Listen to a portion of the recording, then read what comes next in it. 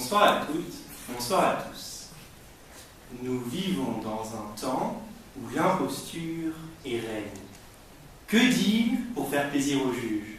Qu'ont-ils envie d'entendre, de ressentir? Dois-je écrire pour eux ou pour moi? Telles furent mes premières pensées au fur et à mesure que cette citation résonnait dans ma tête. Et puis, je demanda à une amie, mais un bon discours d'éloquence, c'est quoi au juste? Et là, elle me répondit très philosophiquement, c'est mieux comme ça, avec des mots émouvants, des mots pertinents. Vous savez, cet ami, lorsque vous êtes au bord du gouffre, il vous donne la solution d'un coup. Sa réponse, Alexandre, raconte de la merde, mais sois éloquent. Merci beaucoup. L'idée de mentionner les grands imposteurs ayant marqué notre histoire me vint alors. Mais bon, ils les connaissent tous déjà. Que vont-ils apprendre? En ce moment même, vous en avez tellement à l'esprit que vous êtes incapable de faire le tri. Honnêtement, comment c'était dans mon esprit à moi déjà? Ah oui, c'est vrai, c'était le néant. Il n'y avait rien du tout. Alors, après quelques recherches, non je rigole, j'ai décidé de parler de vous, ici présents, et de moi, car l'imposture n'est étrangère à aucun. Alors, ma première idée a été prise par Enguerrand et par Salomé sur les réseaux sociaux, je vous en remercie.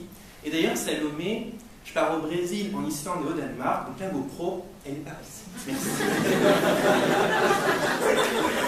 En revanche, ils n'ont pas apporté la réponse de pourquoi est-ce qu'on est comme ça sur les réseaux sociaux.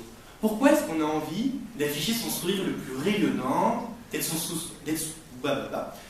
son profil le plus resplendissant.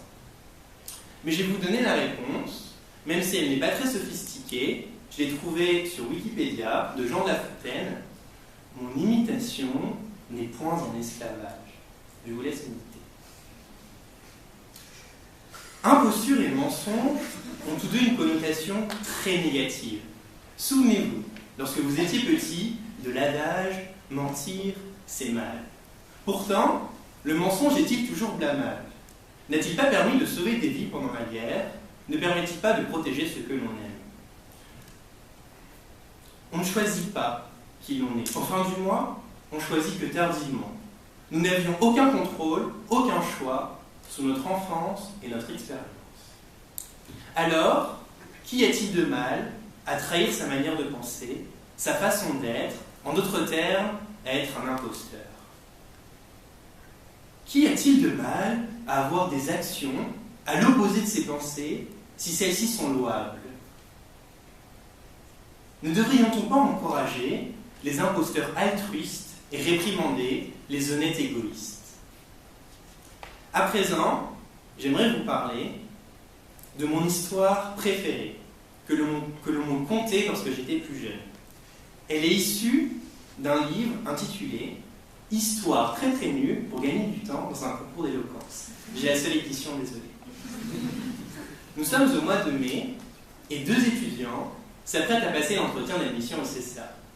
D'un côté, on a une fille en tailleur noir, positionnée sur la chaise la plus proche, et de l'autre, un garçon arrivant tout juste. Elle, c'est Karine, et lui, c'est Bruno. Merci à vous. L'examinateur sort alors de la salle et leur annonce « Stupéfaction, l'entretien sera commun ». Karine et Bruno s'exécutent, ils ont d'autres choses à faire. Ils prennent place et l'examinateur leur sort « Aujourd'hui, on va faire un jeu ». Il leur propose d'écrire sur un bout de papier soit le chiffre 0, soit le chiffre 1. En notant 0, ils empêchent le candidat d'être accepté en CSA. Non, c'est pas eux, ça va. Et en inscrivant 1, ils lui permettent d'être pris. Ah oui, oups, rajoute l'examinateur. Il n'y a plus qu'une seule place. Et là, Bruno lève la tête et se dit « C'est quoi ce délire ?» Ensuite, il réfléchit, et qu'est-ce qu'il y a dans sa tête? Il se dit « Bon, il faut écrire 1 pour sa conscience, mais surtout pour son karma. » Et là, non, il écrit quand même 0 sur le bout de papier. L'examinateur, placé debout, il les déplie devant leurs yeux, et la stupéfaction. 0 et 0. Ils sont tous deux éliminés du César. Alors, qu'est-ce qu'on peut retenir de cette histoire qui n'a aucun sens? Je vais pouvoir le dire. En temps normal, lorsqu'on rencontre un parfait inconnu, on a tendance à placer notre confiance en lui. On se dit, quel intérêt aurait-il à nous mentir? Souvenez-vous de vos premiers pas en entreprise, lorsque vous placiez une confiance aveugle en votre manager, en ceux qui vous ont formé. La différence entre un premier jour en entreprise et un entretien d'embauche est qu'il y a des enjeux à la clé. Et là, notre perception est tout autre.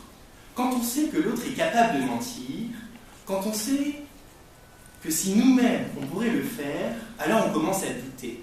Et plutôt que d'être déçu, plutôt que de se voir brisé en éclats, on préfère nous-mêmes mentir. C'est la situation qui est arrivée dans cet entretien.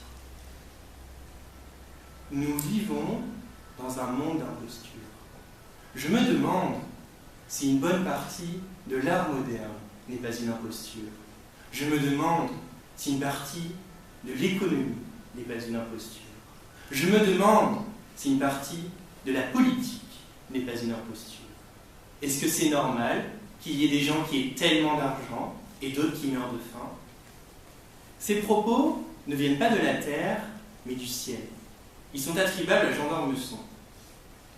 Il est légitime, je ne le suis pas. Il a une voix, moi non. Son talent est reconnu, je n'en ai pas. Merci. Non, c'est pas fini, c'est pas fini. Alors, pour conclure sur ce sujet, au début de ce sujet, je vous ai demandé si je l'avais écrit pour moi ou pour les juges. Et même maintenant, j'aimerais vous dire que je n'en ai strictement aucune idée de si mes pensées étaient faites pour vous combler ou pour m'amuser. Et pour rendre hommage à Jean d'Ormesson une dernière fois, j'aimerais le citer, quelques lignes plus loin de la citation qui nous a été donnée.